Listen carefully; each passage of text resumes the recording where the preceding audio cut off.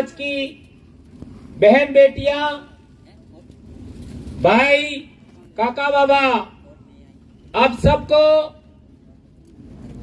आज के दिन पर इतना बड़ा महारैली करने के लिए सबसे पहले आप सबका धन्यवाद देना चाहेंगे। हम लोगों ने एक लंबी जन जागरण में लगातार चिंतन शिविर करने के बाद इतने बड़े समाज को जोड़ने के लिए बहुत मेहनत किया है और वो मेहनत फलीभूत करने वाले आप लोग हैं। तो सबसे पहले आप अपने लिए एक बार ताली बजा करके अभिनंदन करिए दोस्तों। देश आजाद हुआ और हमारे पहले जितने लोगों ने सामाजिक जागरण का काम किया, चाहे वो कोई भी हो, उन सबको आज के दिन हम लोग याद करना चाहेंगे। दोस्तों, 2008 से लगातार दक्षिणी राजस्थान में ये आरक्षण की लड़ाई लड़ रहे हैं। 2008 से और ये सरकारें हर बार आदिवासियों को लॉलीपॉप देती हैं। हम लोग ये करेंगे, हम लोग वो करेंगे, लेकिन उन लोगों ने आज तक हमारी आरक्षण से संबंधित एक भी समस्या का समाधान नहीं किया। उल्टा जो लोग 30% मांग रहे थे, 27% मांग रहे थे, उनको कितना दे दिया? 50%। और वो भी इन लोगों ने हस्ताक्षर करके दिया और विज्ञापन भी निकाले, उनमें लिखा 30 मांगा और 50 दिया। ये चीजें क्यों हुई, ये बात हम लोगों को समझना जानना जरूरी है। जो लोग वहां हमने भेजे इन 75 साल में, वो लोग हमारे समाज में पैदा तो जरूर हुए, लेकिन उनका सिलेक्शन हमने नहीं किया। ये बात ध्यान रखना होगा। उनका सिलेक्शन हमने नहीं किया, हमारे समाज ने नहीं किया। उनका सिलेक्शन उन लोगों ने किया जो हमको अधिकार वंचित बनाए हुए हैं, हमारे साथ गैर बराबरी करता है, हमारे अधिकार छीनने का प्रयास करता है, हमारे जल जंगल जमीन छीनने का प्रयास करता है। वो लोग हमारे जनप्रतिनिधियों का चुनाव करते हैं। पूरे देश भर में हम जहां पर भी जाते हैं, हम ये बात जरूर रखते हैं कि ये जाजम है, इस जाजम में सेलेक्टेड होकर के हमारा जनप्रतिनिधि आपका जयपुर, भोपाल, गांधीनगर और दिल्ली जाना चाहिए, हम ऐसा कहते हैं। तो क्या ऐसा होना चाहिए या नहीं होना चाहिए? कौन कौन आपका इस बात का कौन कौन समर्थन करते हैं? हाथ ऊंचा करिए। यदि आप सब लोग इस बात का समर्थन करते हैं कि इस जाजम से यानी आदिवासियों के द्वारा ही सेलेक्टेड जो उम्मीदवार है वही इलेक्टेड हम करेंगे, तो हमारी तमाम समस्याओं का समाधान संभव है। ये बात हमें ध्यान रखना होगा। और उसके लिए क्या करना होगा? नंबर 1, आप लोगों को अनुशासित होना होगा। अनुशासित का मतलब है आदिवासी बनाम आदिवासी लड़ाई नहीं लड़ना होगा। तो क्या आप लोग अनुशासन में रहेंगे?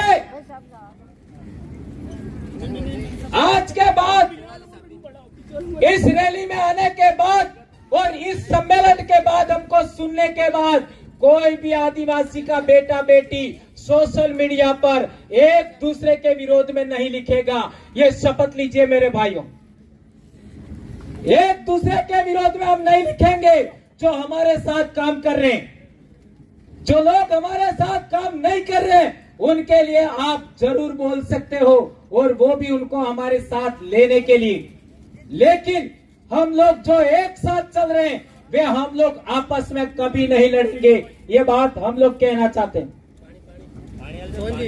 एक महत्वपूर्ण बात और, ये अनुशासन की बात तो आपको पालन करनी ही है।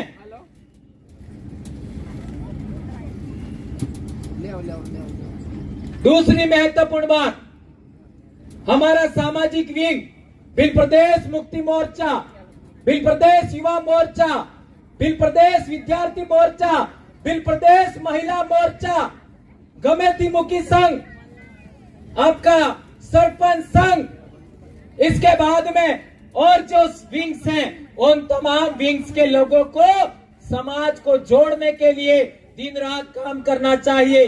आप लोगों ने अभी तक इस समाज को जोड़ने के लिए अथक प्रयास किया है, जिसका परिणाम है कि आज प्रतापगढ़ की धरती पर स्टैंड के नीचे लोग नहीं समा रहे और चारों तरफ कितने लोग हैं उसका कोई अता पता नहीं है। दोस्तों, आने वाली 15 जुलाई को पिछली साल हम लोग मानगढ़ गए थे, उसी तरह इस साल भी हम लोग मानगढ़ जाएंगे। उसकी तैयारी आज से शुरू करिए। ये उलगुलान चलेगा, उसको कोई माई का लाल रोक नहीं सकता, लेकिन हम लोगों को यहाँ पर जो बात बताई गई अनुशासन, उसका हमें पालन करना है। आज देख लीजिए, इस कार्यक्रम के अंदर राजस्थान के 7 से 8 जिले के लोग हैं, मध्य प्रदेश के 4 जिले के लोग हैं। आज सोच सकते हो आज आपके साथ भिल प्रदेश का कारवां किस तरीके से आगे बढ़ रहा है। ये बात आप लोग जानते हैं, समझते हैं, इस बात को हमें ख्याल रखना होगा। दोस्तों, आज हमारे पास एक छोटी सी कमी खामी हम लोग कह सकते हैं, वो है महिला वक्ताओं की कमी। और वह महिला वक्ताओं की कमी हमारे बबीता जी और माया जी के नेतृत्व में हमें महिला विंग को और ज्यादा मजबूत करना है। यह आज से प्रण लेके चाहिए। जो बेटियां यहाँ आई हैं, जो बहुएं यहाँ आई हैं, जो बहनें आई हैं, आप लोगों को इन दोनों बहनों के समान बोलना सीखना होगा। ये बात मैं कहना चाहता हूँ। आप अपनी बेटियों को, अपनी बहनों को, अपनी पत्नियों को इसी तरीके से बोलना सिखाएंगे। ये प्रण लेके यहाँ से जाना होगा। ये बात मैं कहना चाहता हूँ। दोस्तों, हम लोगों ने बार बार कहा है कि जुलाई, अगस्त, सितंबर और अक्टूबर, ये 4 महीनों में सबसे ज्यादा बच्चे स्कूल आते हैं। ये बात सही है गलत है? सही। मेरा भी 22-23 साल हो गया जॉब में, मैं भी शिक्षक हूं और बहुत सारे शिक्षक यहां मौजूद है। सबको पूछ लीजिए, सबसे ज्यादा बच्चे जुलाई, अगस्त, सितंबर, अक्टूबर, इन्हीं 4 महीनों में आते हैं। और सभी जीव जंतुओं को, चाहे फूदू के बजाना, तितली, हर एक जीव को सबसे अच्छा भोजन कब मिलता है? इन्हीं 4 महीनों में मिलता है। जुलाई, अगस्त, सितंबर, अक्टूबर, इन्हीं 4 महीनों में सभी जीवों को सबसे अच्छा भोजन मिलता है। और सबसे ज्यादा हमारे समाज को भूखे रखने वाले महीने कौन से हैं? व्रत के नाम पर, उपवास के नाम पर, उपवास, पाखंड, इनके नाम पर आज ये व्रत, कल वो व्रत, कल ये त्योहार, परसों वो त्योहार के नाम पर हमारे बहन बेटियों को भूखा रखने का समय कौन सा है? यही समय, जुलाई, अगस्त, सितंबर और अक्टूबर। और जिस दिन स्कूल खुलती है, सोमवार का दिन होता है, उस दिन बच्चे स्कूल ना आकर के कहां जाते हैं? कहां जाते हैं? सोमवार को आप सब जानते हो, तो मंदिर के अंदर शिक्षा मिलती है कि स्कूल के अंदर शिक्षा मिलती है? स्कूल के अंदर। इसके लिए मैं कहना चाहता हूं, आप अपनी बेटियों को, आप अपने बेटों को आज से प्रण लीजिए कि हमारे बच्चे जुलाई, अगस्त, सितंबर, अक्टूबर में सभी के सभी दिन स्कूल जाएंगे। क्या इस बात को आप लोग मानेंगे? मेरी मानेंगे। हाथ ऊंचा करिए। और एक भी दिन व्रत नहीं करना हमारे बच्चों को। 12वीं क्लास तक के बच्चे को एक भी बच्चा व्रत नहीं करेगा। जो बच्चे पढ़ रहे हैं इस बात का पालन करेंगे। हाथ ऊंचा करके बताइए कौन कौन बच्चे इस बात का पालन करेंगे। ये क्यों कह रहा हूं? ये इसलिए कह रहा हूं मैं, आज किसी भी हॉस्पिटल में आप जाइए, उस हॉस्पिटल में आप जाके देखेंगे तो बच्चा प्रथम डिलीवरी के टाइम में महिलाओं का 4 ग्राम खून होता है, 5 ग्राम खून होता है। सभी महिलाओं को खून चढ़ाना पड़ता है। पहले ऐसा नहीं था। और यह सभी के सभी बीमारियां हमारे समाज में आई है, उसका एकमात्र कारण है व्रत उपवास।